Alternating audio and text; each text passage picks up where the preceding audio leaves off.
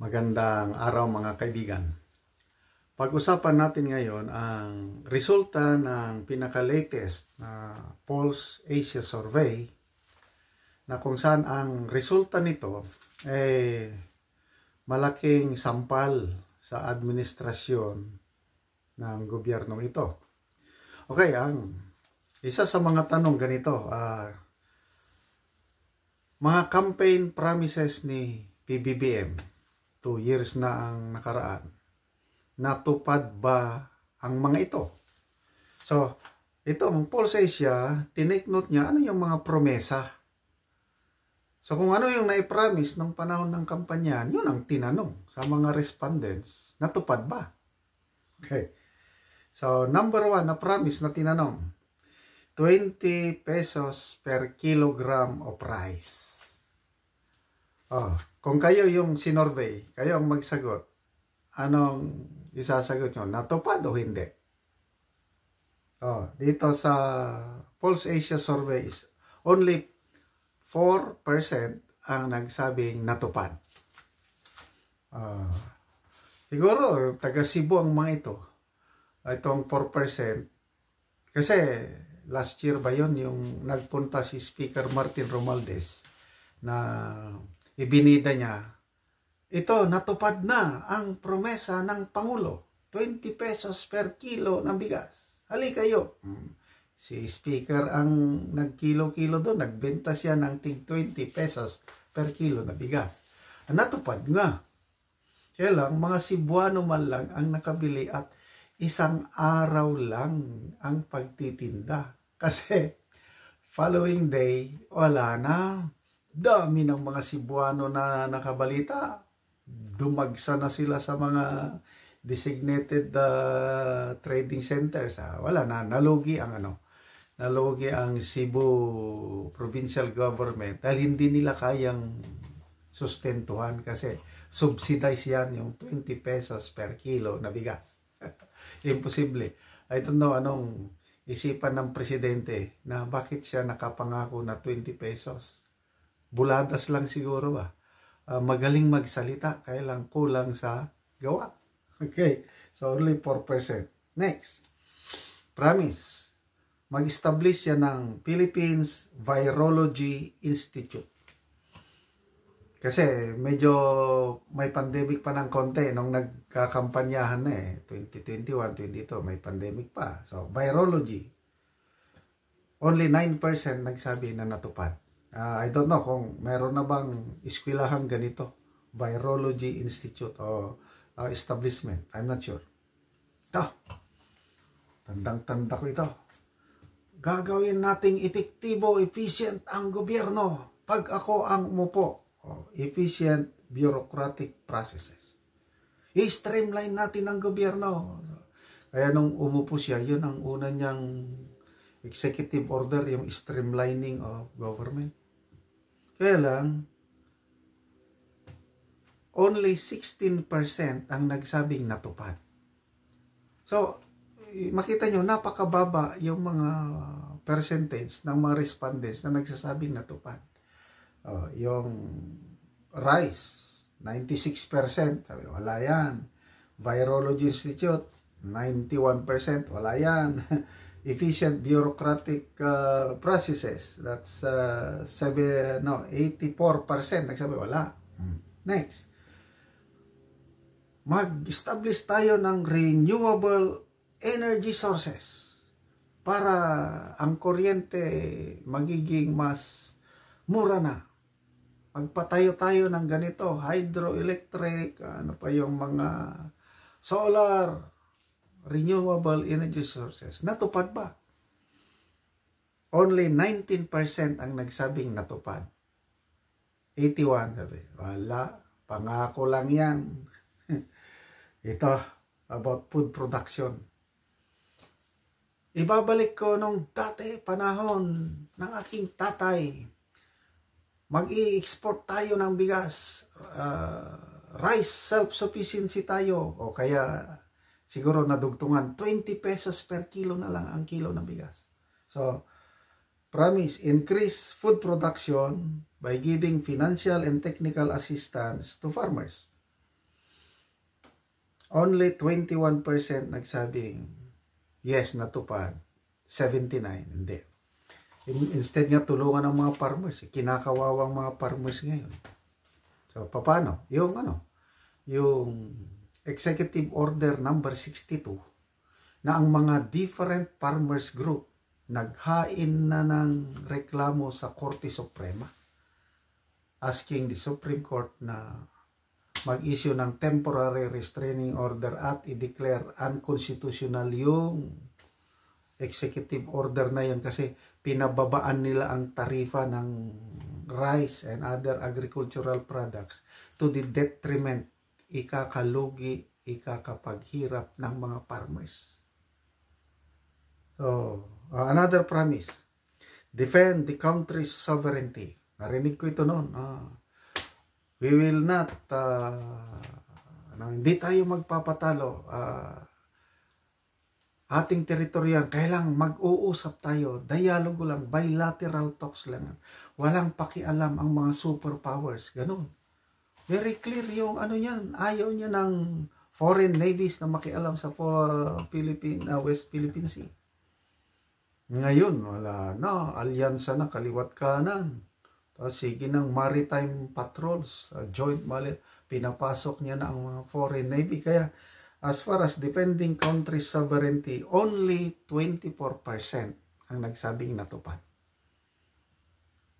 So, 76, hindi. Kasi, marami ngayon ang natatakot, baka magkagera dahil sa foreign policy ng Pangulo. Okay. Build. Panahon ni Tatay Digong. Sabi niya, itutuloy ko ang magandang nasimulan ng administrasyong Duterte. Isa na yung build. So ngayon, itinuloy naman. Build better more. BBM. So, ilang porsyento nagsabi na natupad ang infrastruktura, improving infrastructure. Only 26% ang nagsabi natupad.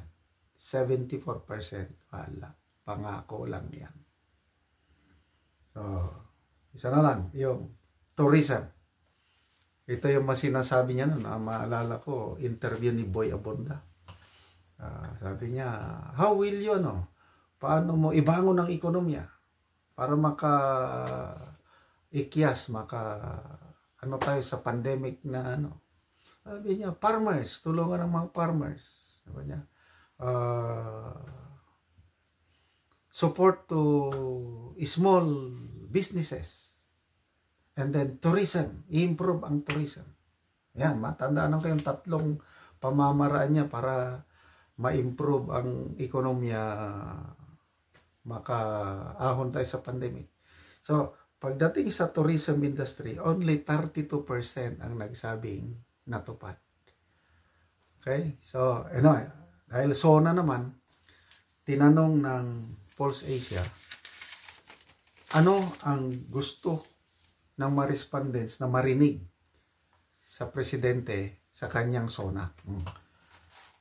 So sana ma-input ito, kailan by this time siguro tapos na yung tapos na yung speech, yung SONA, baka nagpa-practice na lang, but sana i-input nila itong resultang ito ng Pulse Asia kasi I agree dito Number one na gustong marinig ng mga respondents, 72% nagsabi, dapat ito ang italakay niya. How to fight inflation. Ang pinaka-urgent national concern ng mga Pinoy ngayon, yung pagtaas ng presyo. Lalo na ang mga presyo ng pagkain. So ano sa tingin nyo? Babanggitin ba niya paano niya lalabanan ng inflation? Sige, hintayin natin. Next, increasing pay of workers. 44% gusto nilang marinig. Nako, napakaliit yung di ba? May 1, nagkaroon tayo ng Labor Day, na may request na dagdag pasahod naman dyan. Ang increase, magkano ba yun sa Metro Manila, 50 pesos. Napakababa ang increase. O 31 ata. Basta mga 30 to 50 pesos, napakababa. Anong magagawa ng, sabihin natin 50, anong magagawa ng 50 pesos sa isang araw? Magbigay naman lang sila ng aumento, napakaliit pa. So, kawawa ang ating mga workers. Next, na gustong marinig, reducing poverty. Sa bagong Pilipinas, wala nang magugutom. This is my dream. Walang gutom. Kaya mayroong programa ng DSWD na Zero Hunger o No Hunger by 2027. So, ito, sana mabatala ka. Ito si yung Secretary Kunuhay na si Larry Gadon. Ano bang ginagawa niya? Presidential Advisor on Poverty Alleviation. Tapos sabi niya, haka-haka lang yung kapobrehon na yan. Mga tamad lang kayo. Ang dami ang nagpupunta sa muli. Loko-loko. Next topic na gusto nilang marinig sa SONA, creating more jobs. Sigurado. Ibibida yan yung trabaho para sa bayan. May plano na tayo. We will create 3 million jobs hanggang 2028. Plano naman yan. Actual, anong nangyari? Yung data ng Philippine Statistics Authority, tumataas ang unemployment rate. Dumarami ang Pilipino na nawawala ng trabaho. Okay, kailan ba ito? April, 4% ang unemployment. Mayo, 4.1%. Ano natin yan sa figures? Noong April, around 2.04 million Filipinos nawalan ng trabaho. Mayo, tumaas. 2.11 million jobless Filipinos. So yeah, creating more jobs. Sige, plano. Walang problema, may plano. Yung actual na nangyayari, ano ba? Another topic, fighting graft and corruption. 22% nagsabi na gusto nilang marinig paano labanan ng Pangulo ang graft and corruption na kaliwat kanan. So magkano ang gastos? 20 million pesos sa isang araw pagkain. Ako. Ano ba yan? Is that wise spending of people's money? Grabe. Another topic, addressing involuntary hunger. 20% nagsabi gusto nilang marinig. Kasi tumataas din yung rate ng mga Pilipinos na nag-undergo ng involuntary hunger. Yung wala talagang makain. Then last, providing assistance to farmers, 13%. So, sana wake up call itong Pulse Asia Survey result sa administrasyong ito na sana deliver more. We deserve better government services, hindi yung SONA, speech only, no action.